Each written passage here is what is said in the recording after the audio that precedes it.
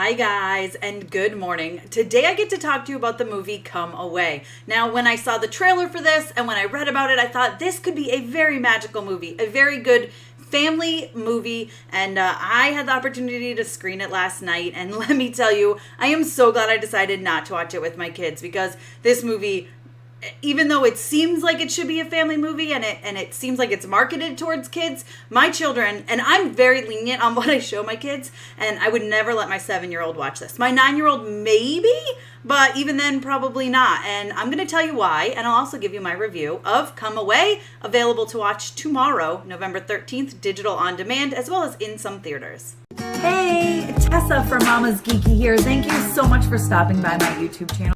Okay, guys, well, first of all, let me read you the description that I read of the movie Come Away when I first heard about it. I saw that and the cast and the trailer, and I thought, man, this is going to be a good, magical family movie, and it is not at all. So, in this imaginative origin story of two of the most beloved characters in literature, Peter Pan and Alice in Wonderland, 8-year-old Alice, her mischievous brother Peter, and their brilliant older sibling David let their imaginations run wild one blissful summer in the English countryside.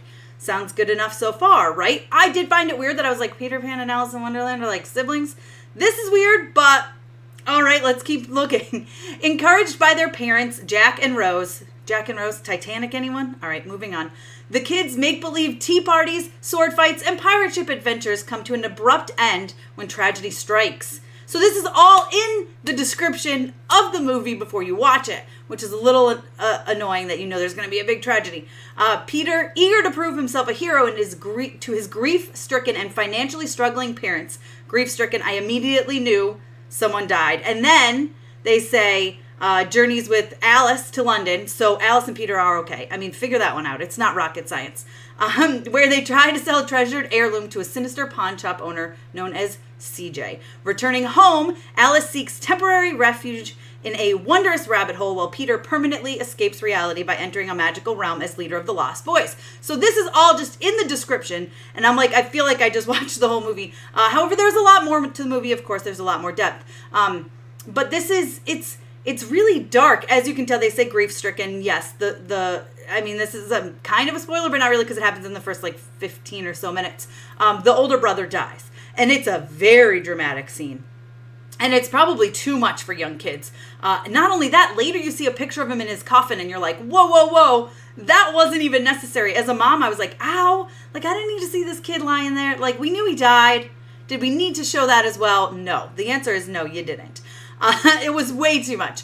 But besides that, when it comes to kids, so it's very dark. The whole thing is dark and sinister. Like they said, there's the dark and sinister pawn shop owner, and he's very dark, and he's joined by this charismatic guy who you know is the Mad Hatter. He's got the hat, and it's got a card in it and everything, which I did kind of like that. I liked the integration of the characters throughout the whole thing, but it was just very dark. The little girl steals her mother's alcohol, her booze, and drinks it. She imagines it to be a drink me potion because she's Alex, but they show that it's booze, and the daughter drinks the whole thing. That's not something I want my kids to see. Not to mention there's lots of violence, of course, when they pretend to fight the pirates, but that's not even it. The mother slaps the daughter right across the face. The dad gets his hand branded, legit branded. That's not cool. It's just it was too much for kids. Way too much for young kids, if you ask me. There wasn't any language that I noticed, which, honestly, language is never an issue with me and my kids watching a movie anyways. But I didn't notice any, but that doesn't mean that there wasn't any. I'm not really good at picking that stuff up, admittedly. But the whole movie itself is very slow. Yes, I said within the first 15 minutes or so, they have that tragedy, and that's to set up the story. But there were a lot of times, even the beginning, before that tragedy, I was like, this is slow. Oh, good, it's starting to pick up. Okay, something's happened and there's action. Oh, it's slow. And this movie is only an hour and a half, and it felt like it was at least 2.5 hours. I kept checking the clock going, man, what time is it? I felt like this movie was so long, and it's dark. Not only just dark, it's dark and dreary, but the scenery is dark. A lot of it is dark. Now, there's a lot of gorgeous costuming.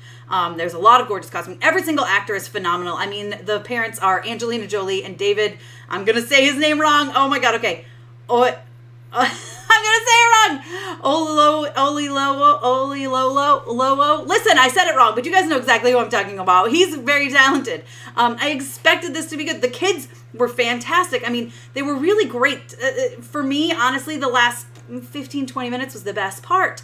And it still leaves you wondering. It just was weird, slow, kind of confusing. I mean, you've got all these hodgepodge characters thrown in because you're combining Peter Pan and Alice in Wonderland, which is already weird. But I loved the best parts were their imaginations, right? There's a scene where she's going down the rabbit hole and it's very gorgeous. There's parts where you see the Red Queen and the White Queen and they look amazing. And of course there's hints of that early on as they play chess. But it's very good. But then the dad has like a gambling addiction. And so it's like dark in story, but it's also very dark when you look at it. It's just dark. And I think that's part of what made it so boring to me. The best parts, like I said, were the imagination when you got a little more bright and colorful.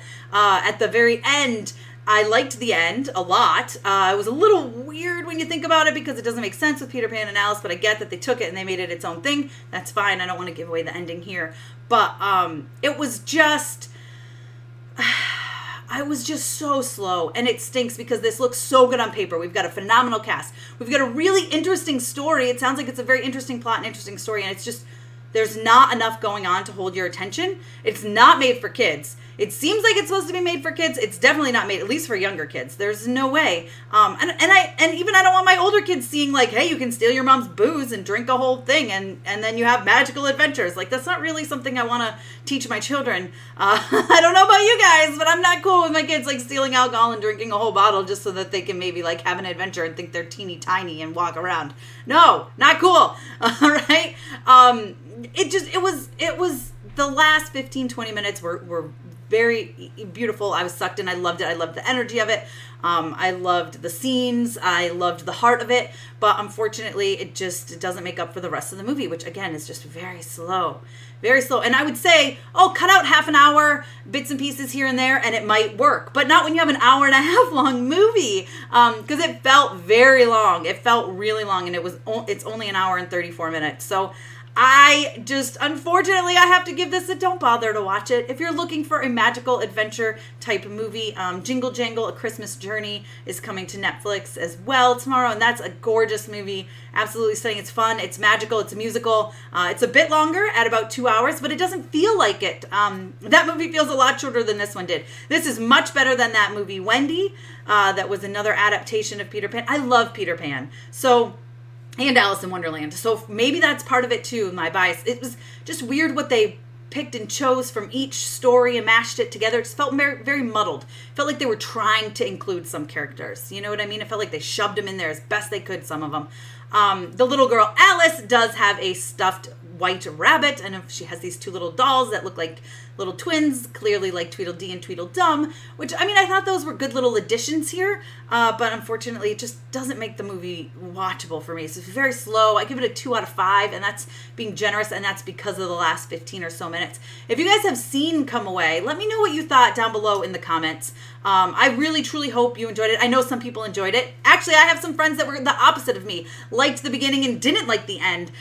So, you know, it's just, for me, I wanted that magical, imaginative, and honestly, it felt like two totally separate movies.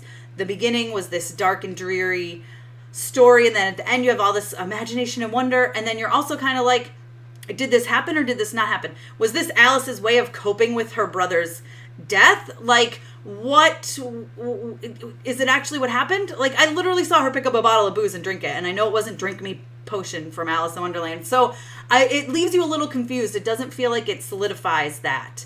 You know, it doesn't really tell you, yes, this happened, or no, it didn't, which I wasn't a fan of either. Again, all the acting was phenomenal. It was somewhere in the story I got lost, unfortunately.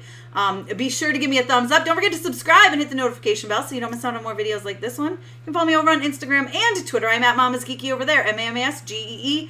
Come Away. It's out on digital video on demand, as well as select theaters tomorrow, November 13th. If you do go see it, I truly hope you enjoy it. And come back and tell me what you thought. Maybe help me enjoy this at least a little bit more. Thanks for taking the time to watch this, guys.